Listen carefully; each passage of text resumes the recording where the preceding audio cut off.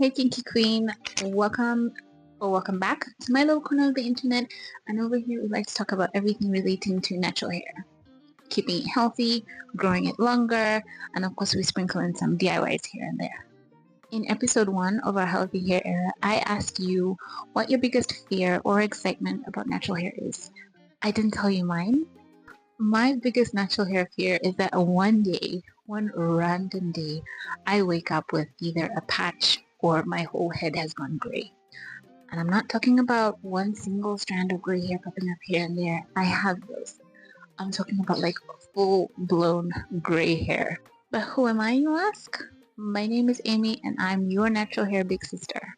Do you ever feel overwhelmed by the sheer amount of natural hair products that are on the market targeting natural hair?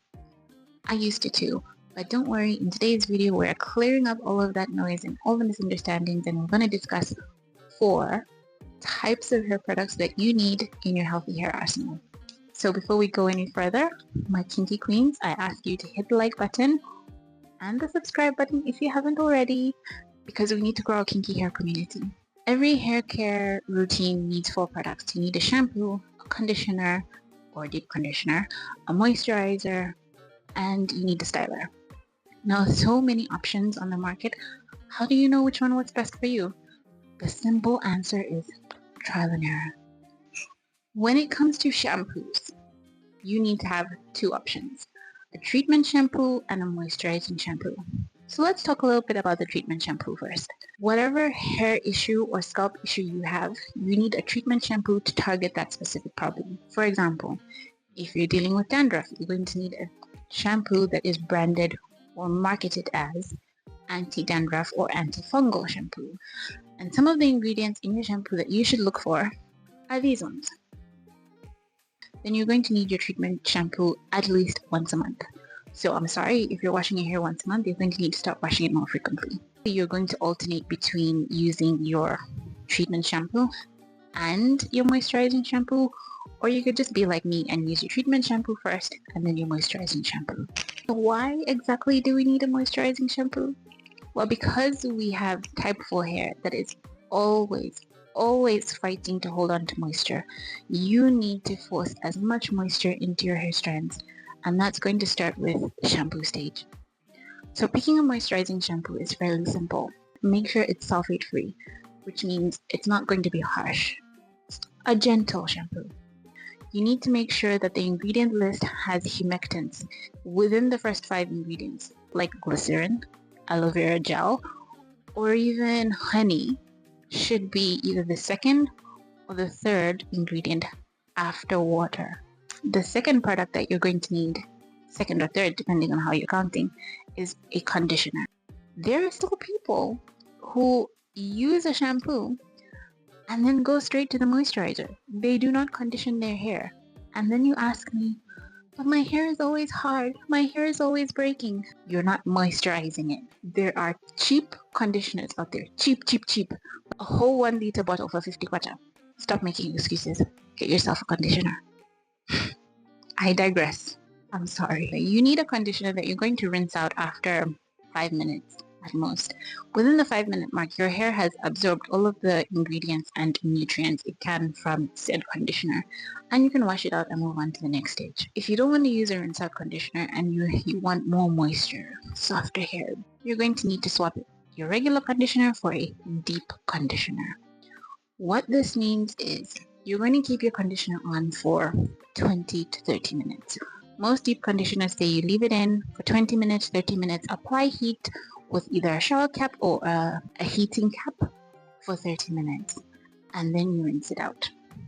Now I know, deep conditioners can be a little bit on the pricey side. So here's one hack that I use. If I want to turn my regular conditioner into a deep conditioner, all I do is add a little bit of my oil. Just put it in my hand, add some oil, mix it in, put it all over my hair, put on my hooded heated cap, and sit for 20 minutes, and I rinse it out. It's the exact same thing. We've washed out our deep conditioner. Now what? Now we need a moisturizer. Typically, you want anything that is marketed as a leave-in conditioner or a moisturizer. The most popular option in Zambia that's affordable is this one. If you're using it on wash day, which you should be by the way, it adds a layer of oils onto your hair. So it's going to trap a little bit of the moisture that you put in with the shampoo and the conditioner. It's just going to hold all of it into your hair. And it also makes your hair easier for styling. The fourth type of product you need is a sealant. Seal in the moisture or lock in the moisture. But if you don't put a sealant, all of that moisture is just going to poof, evaporate, and leave you right back where you started with dry hair. You could use an oil. You could use a butter. You could use a hair gel. I do not advise hair gels because most of them have alcohol, and alcohol is very drying. You could also use a hair mousse. Again, majority of mousses on the market are alcohol based. They will dry your hair. You could also use a cream, like a curling cream, custard, things that are branded of that nature. All products on the market have an ingredient list. How you read an ingredient list is you're going to go from first ingredient to the last ingredient. Depending on the product that you're purchasing, there could be anywhere between 15 and 20, maybe even more ingredients that have gone into making your product. The first 5 or 6 are the ingredients that are in the highest concentration. Everything under 6 is usually in trace amounts. For example, my conditioner. It's organics, repair and care conditioner with organic shea butter. 20 ingredients in total that went into making this one conditioner. Water is the very first ingredient. Fragrance as the 4th ingredient, which means it's going to have more fragrance than it has shea butter because shea butter is number 7. So in actuality, it's not a bad product, but I don't like the fact that fragrance is the 4th ingredient on the list. It has really good slip, and that's the only reason why I keep using it, is because it runs through my tangles very easily. Companies are not required to disclose their fragrance formulations. So that fragrance oil can have 10 to 15 different additives or scent profiles to make that one flavor. For example, bubblegum flavor. It's not something that occurs naturally. So to get that scent profile of bubblegum, they're going to use so many different chemicals and scent profiles to make that one fragrance of bubblegum. So I'm not saying everything that has fragrance is bad. I'm just saying you as the consumer have the power to choose the type of products that you use. So I do highly suggest supporting small businesses, champion brands, because there are a number of good ones that make ethical products and that source their ingredients from ethical suppliers. Okay, that said, I have a question. It's the question of the day. If you were deserted on a desert island or stranded somewhere in the bush on safari or whatever, you're allowed to bring one thing, your bottle of water and a product. What product are you going to carry? I am taking this with me because it's a very thick formulation. A little goes a long way. And even if I am staying hydrated with my bottle of water and I wet my hands and run the water through my hair and I use this moisturizer, you are not going to pick me up looking dry and dusty with breaking hair. I will still be looking cute because I got a good leave-in conditioner. Thank you so much for watching the video to the end. I'm incredibly grateful that you stuck with me this far to the rambles and this end. If you haven't liked the video already or subscribed, what are you waiting for?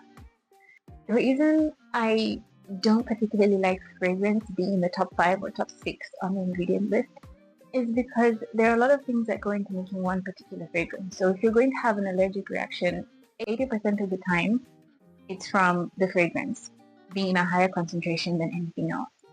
So do pay attention to your product label, and if you want a highly fragranced product, by all means, go ahead. If it's not something that you want and you want something more natural and plant-based and something that's more healthy, then I do suggest looking into local brands like these ones. They will definitely have something within your price range and it's sustainable and eco-friendly and all that good stuff. So thank you again for sticking with me this far. I hope you liked the video and I can't wait to see you again in the next one.